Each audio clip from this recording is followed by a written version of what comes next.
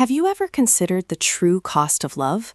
The unseen ledger, the hidden debts, the ultimate payment when trust is a currency traded for betrayal? My story isn't one of romance. It's about what happens when love becomes a gilded cage and death offers an unexpected escape. This is my second chance. Hear my story. Seraphina, the black supermodel, walked through the veil of death once. Now she's returned, 4 days before her own murder. Her handsome CEO fiancé, the architect of her demise, is about to discover that some debts are paid not in blood, but in utter, devastating ruin. This is more than a corporate drama. It's a precise, brutal symphony of revenge. Let the overture begin. The first sensation was a metallic tang, sharp and antiseptic, clawing at my throat. It was a cruel mockery against the overwhelming, sickening sweetness that coated my memory, clinging like a shroud. Then came the pain. Not the dull throb of the concussion I'd been told about, but a sharp, phantom agony that seized my chest, my throat, mimicking the exact final moments of a life that wasn't supposed to be mine anymore. My eyes snapped open, fighting the searing glare of hospital lights, a white void threatening to swallow me again. I gripped the sheets, cool, impersonal cotton, and squeezed, desperate to transfer the internal fire, the growing terror, to something solid. The poison, bitter almond and cloying honey, a flavor engineered to mask death as a celebration. The metallic tang wasn't the sterile hospital at all. It was the coppery scent of my own blood, rising in my throat as my lungs failed, as the world went dark. I sat bolt upright, gasping, tasting phantom champagne, my heart hammering a frantic rhythm against my ribs. I wore a thin gown, unfamiliar to my body. My strong, resilient black skin was warm beneath my frantic touch, reassuringly whole. But the visceral horror of the murder, the knowledge of it, was fresh, searing my soul. Him. The memory wasn't gentle. It was a brutal, full-sensory playback of my death, thrust into my waking mind with blinding clarity. We were in the grand ballroom. The air, heavy with the scent of lilies, my favorite, felt suddenly oppressive, suffocating under the weight of Jae-sung's ambition. I remembered looking into his eyes after I took that fatal sip. He had just finished proposing, slipping the enormous, cold diamond onto my finger, a promise of forever that felt, even then, strangely hollow. The music swelled, a triumphant, romantic melody, but all I could hear was the frantic, panicked drumming of my own heart slowing to a halt.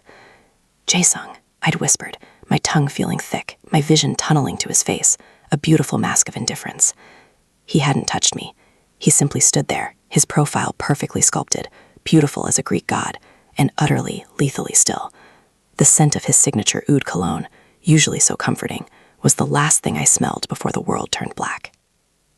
"It's a necessary restructuring, Seraphina," he'd finally murmured, his deep voice carrying no love, no fear, only the cold, efficient finality of a corporate decision.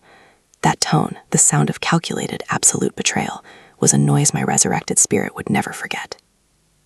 The agony wasn't just physical. It was the tearing, raw emotional pain of realizing the man who promised forever had chosen money over my life without a single moment of visible regret. That memory, the cold distance in his eyes, the sound of my own dying breath, the sound of his pitiless whisper, was the true poison that had returned with me. The awakening. I slammed my fists onto the mattress, the residual rage leaving me breathless, my lungs burning. This was not a dream. This was knowledge. October 10th. 4 days. 4 days before I died. The physical exhaustion was immense, a heavy cloak, but the emotional clarity was absolute, sharpening my senses to a knife's edge. There was no room for confusion, no gentle easing into this second chance. I had lived my own death. I had felt the crushing loss of my life, my love, and my legacy. I am not going to be disposable again. I am Seraphina. I am the supermodel who built an empire from nothing. They tried to turn my love into a weakness, my assets into their gain. But now my pain is my foresight. My agony is my armor. My eyes, usually warm and soft, sharpened into the cold, strategic focus of a predator. I was alive, I was black, I was brilliant, and I was exactly where I needed to be to rewrite the script. This time, I was coming for all of them. The adrenaline surge from the memory kept me fiercely awake. I dismissed Dr. Kim quickly, my voice crisp, a stark departure from the shaken patient they expected. I told him I needed rest, but the reality was I needed a battlefield. I demanded my laptop and phone, ignoring the nurse's protests. The cold plastic of the phone casing felt grounding, a tether to the world I intended to conquer. The faint scent of the hospital's recycled air was a constant, metallic reminder of my fragility, fueling my urgency. My mind, sharper than any blade, raced through the steps of my previous life's financial undoing. Jae-sung's plan had been foolproof because it relied on my love and my trust. This time, there was only cold, clear calculation. Day 3. The day I was released from the hospital, October 11th, was spent in a siege mentality within the opulent Han River mansion. The familiar, heavy scent of old cedar and expensive polish now felt like the oppressive atmosphere of a tomb. Every shadow held a memory, every creak of the floorboards a whisper of betrayal. I bypassed the scheduled lawyer meeting and initiated a covert video call with Mr. Choi, my trusted though conservative personal attorney. I didn't just need a lawyer, I needed a silent, compliant soldier. I needed to work exclusively for me, Mr. Choi, effective immediately, I stated, my voice low and firm, the elegant command honed during my modeling days, now used to control a board member's attention. I was wearing an impeccably tailored black silk pajama set, a deliberate choice to convey power while feigning convalescence. I laid out the structure for the revocable trust and the personal veto rider, the exact countermeasure I needed to protect my shares from immediate transfer upon my accident. I spoke quickly, detailing every clause, every loophole Jae-sung's team would try to exploit. Seraphina, this is a hostile defense, Mr. Choi stammered, his visible distress contrasting sharply with my calm. The faint background noise from his office, the distant clatter of keyboards, was the only sound besides our voices. Precisely, I countered, leaning into the camera. I felt the familiar, smooth texture of my skin beneath my fingertips as I rested my chin on my hand, my gaze unwavering. A near-death experience changes one's perspective, Mr. Choi. I now realize the fragility of life and the necessity of protecting my future children's inheritance. I saw the reluctant admiration bloom in his eyes, quickly followed by a flicker of fear. He had known the Lees were predatory. He just hadn't seen the fire, the chilling resolve in me before. The merger is conditional on the writer's acceptance. No exceptions. The moment I hung up, a profound sense of relief, cold and sharp, washed over me. I had cut the vital corporate artery that Jae-sung planned to sever. The sweet, sharp scent of victory, though not yet complete, was intoxicating. Day 2. Jae-sung returned that evening, the air around him charged with barely suppressed fury, a dangerous electricity. The scent of his expensive oud cologne preceded him into the master suite, a familiar, intoxicating trigger that sent a confusing mix of hatred and phantom desire, a cruel twist of the knife, through me. He didn't need to speak. I saw the cold steel in his eyes. He knew the writer was my doing. He stripped off his jacket, tossing it carelessly onto the silk chaise. Seraphina, he said, the single word a quiet, dangerous challenge, a low growl. He spoke in the same low, resonant Korean he used when negotiating a hostile takeover. Explain the betrayal. I was sitting at the vanity, deliberately applying a rich, deep burgundy lip stain. The taste of the cosmetic was sharp and slightly chemical, a good distraction from the bitter memory of the poison. I looked at his reflection, the most beautiful, most dangerous thing in my life. Betrayal? I asked, turning to face him, crossing my long legs. I was wearing a silk dressing gown, a deep indigo, the color of a midnight storm. I almost died, Jae-sung. If I had, your family would have swallowed my assets whole.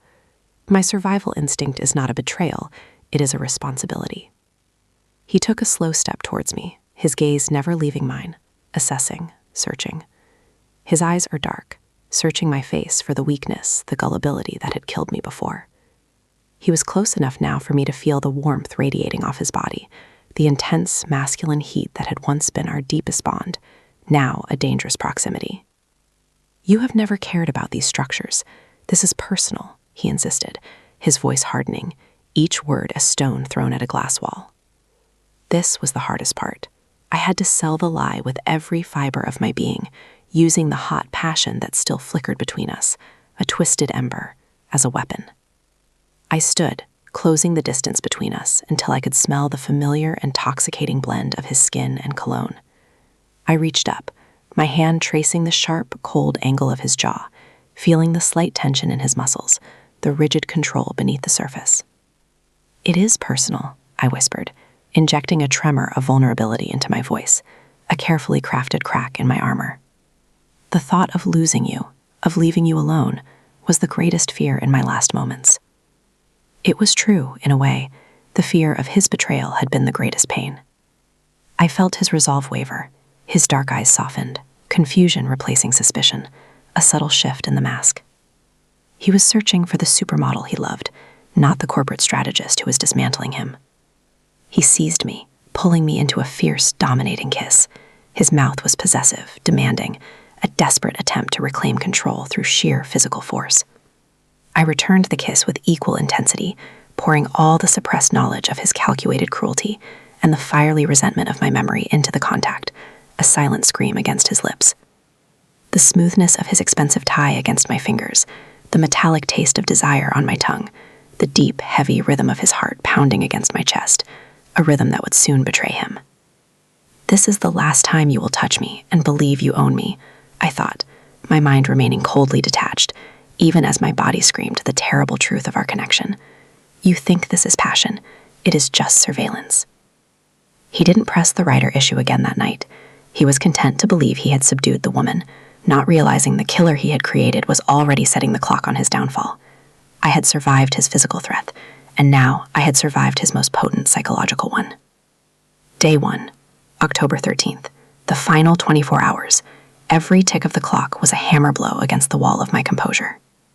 My senses were hyper-alert, every sound, every scent magnified. The day was spent finalizing the media leak. I was careful to leave the mansion under the guise of an overdue fitting for the upcoming charity gala dress, the same ruby red gown I wore to my death. The smooth, cool fabric of the dress felt like armor when I tried it on, a chilling premonition of the battle ahead. I met my contacts in a discreet, modern cafe downtown, its anonymity a crucial shield. The scent of bitter espresso and sugar was strong, a sharp contrast to the distant, muffled murmur of the city. I handed over the evidence, the documents proving Jaehwa's corruption, and watched the reporter's eyes widen with professional greed, a predator recognizing its prey. "Tomorrow morning," I instructed, my voice flat and final, leaving no room for negotiation. "Not a moment sooner. You hit the wire just as the merger signing is scheduled to begin." The international flight to Santorini, a one-way ticket, booked discreetly under a shell company's name, leaving Seoul at 2 a.m. on October 14th, my escape route. I dressed carefully for the fatal gala that evening. The red velvet dress felt heavy, a beautiful, terrifying premonition. The scent of lilies, now a symbol of treachery, filled the master suite, Jae-sung's final romantic touch. As he came in, dressed in his immaculate tuxedo, he looked relieved, confident, his face cleared of the earlier suspicion. He thought his problems were solved. "You look breathtaking, Seraphina," he murmured, his eyes sweeping over me with renewed pride of ownership, a glint of triumph. "Tonight, we seal our future." He had no idea that tonight he would be sealing his own ruin. The final act was about to begin. The physical attraction between us was a screaming, painful truth, a phantom limb of my past self, but the hatred in my soul was a powerful antidote, cold and absolute. "I can't wait for tonight," I lied, my smile serene, my hand resting gently on the ruby velvet over my fiercely beating heart, hiding the storm within. The ballroom of the Grand Hyatt was a blinding spectacle of wealth and ambition. The atmosphere felt heavy, charged with the collective nervous energy of the Korean elite awaiting the announcement of the Jaehwa merger. The air was saturated with the sweet, cloying aroma of white orchids, melting ice, and the evening's signature champagne punch, a scent that already made my stomach clench. I entered on Jae-sung's arm, a vision in the deep ruby red velvet gown. The weight of the heavy fabric felt like grounding armor, each bead a shield. My hand, resting lightly on his arm, registered the cool, rigid muscle beneath his tuxedo, the perfect picture of a man in control. The feeling was purely performative, a stage act for my final scene. My senses were hyper-alert, every detail a potential trigger. The clink of champagne flutes, the distant buzz of conversation, the specific floral notes of the orchids. Every detail was a flashpoint of my last life. Madame Lee, Jae-sung's mother, approached us. The scent of her expensive, powdery perfume, always a sign of formal hostility, reached me first. Her eyes, sharp and assessing, landed on me. She knew the merger was conditional on my rider, and she barely contained her hostility, a venomous edge to her smile. "Seraphina, darling, you look restored," she purred, her smile failing to reach her eyes. A moment later, a server presented us with 2 flutes of the golden punch. My breath hitched, a silent gasp. This was it, the very liquid that had murdered me. I could already detect, beneath the sugar and fizz, the faint, bitter almond hint of the toxic agent, a scent only my heightened post-mortem memory could perceive. Madame Lee took a glass and handed the second to Jae-sung. "A toast," she announced, raising her voice for the surrounding tycoons, a performative flourish, "to the sealing of the merger and to the eternal partnership of the Lee and Seraphina families." Jae-sung raised his glass. His eyes met mine, handsome, cold, and now filled with a definitive, chilling relief. He believed that with this drink, the last loose end would be neatly tied up. He thought he was looking at my final, unwitting act. My heart was a fierce, relentless drum against my ribs, a drumbeat for a coming storm. I lifted my own glass, the crystal cold against my fingertips, the poisoned liquid shimmering gold. I didn't hesitate. I was ready to complete the moment. Just as the rims of our glasses touched, a sudden, chaotic clang sliced through the polite murmur. My cue. A delivery truck driver, positioned precisely by my discreet contact, stumbled near a display table laden with catering trays. The loud, chaotic clatter of dropped silverware and glass shattered the elegant quiet, drawing every eye in the room. With a dancer's grace and the speed of a serpent striking, my wrist flicked. Seamlessly, imperceptibly, I switched my glass with the one Jae-sung held. The cold, wet crystal of the poisoned flute was now firmly in his hand. I brought the glass I now held, the clean one, to my lips and took a slow, deep, visible sip, ensuring the act was public and definitive. My eyes, steady and unwavering, returned to the assembly. "Apologies for the noise," I said coolly, turning back to the horrified faces, a serene smile playing on my lips. But the toast must be finished. Jae-sung's relief was palpable. He thought he had seen me drink the poison. A flash of triumph crossed his face before he masked it. He brought the glass in his hand, the poisoned one, to his lips, his gaze still fixed on my eyes, and took a small, confident sip. Checkmate. The catastrophe and the confession. The scent of panic, sharp and acrid, was the first wave of the bomb I had planted. Before the poison had time to work, a deafening sound, the collective ring of hundreds of simultaneously vibrating phones, swept through the ballroom, a discordant, terrifying chorus. A renowned business reporter, whom I had specifically alerted, rushed into the room, followed by cameras, a predatory pack sensing blood. "Mr. Lee," the reporter shouted, amplified by the room's echo, cutting through the rising chaos. "Can you confirm the rumors of widespread market data manipulation and the illicit crushing of competitor firms by the Jaehwa Group, detailed in documents hitting the wire right now? Are these allegations why the merger has stalled?" The silence that followed was absolute, weighted, and deadly, broken only by the frantic tapping on phones as the news spread like wildfire. Jae-sung's face, which a moment ago held triumph, drained to a terrible, sickly white, suddenly looking utterly vulnerable. The sound of his heart, which I had felt beating beneath my fingertips hours ago, now seemed to falter, a terrible realization dawning. He wasn't looking at the reporter. His gaze was fixed, with terrifying realization, on my face, the one he had tried to erase. "You," he breathed, the word torn from his chest, barely audible over the growing hum of frantic whispers, of crumbling reputations. "You sabotaged everything." The scent of disaster, the burning wires of Jaehwa's reputation, was thick in the air, a metallic tang of destruction. I moved closer, my ruby velvet shimmering, a beacon in the collapsing world around us. His proximity, the intense, dangerous heat of his body, was the last thing I would allow myself to feel, a final, painful brush with my past. I spoke, my voice soft, sweet, and intimate, a final, lethal kiss. "I told you, darling," I murmured, my breath warm against his ear, a whisper of impending doom. "I couldn't let you seal the future of my life's work with a lie or a glass of cheap poison." His eyes widened in devastating horror. He looked down at the glass in his hand, then back to the glass I had just drunk from. The small amount of toxin he consumed was starting its work. A sudden, sharp jolt of pain, the exact metallic chill I remembered, crossed his features, mirroring my own death. "You knew the poison," he whispered, his voice cracking, the truth shattering him. "I died from it, Jae-sung," I stated, my eyes steady, holding the full weight of my agony and my triumph, the ghost of my past life staring back at him. "I felt every single second of your cold indifference. And now, you will feel the ruin I felt." The walk of freedom. He sank to his knees, not from the poison, not yet, but from the crushing weight of public humiliation and corporate collapse. His mother rushed forward, her aristocratic composure completely gone, screaming his name as the high society crowd scattered like terrified birds. The scent of absolute desperation filled the space they occupied, a stench of failure. I turned and began my walk toward the exit. I didn't look back.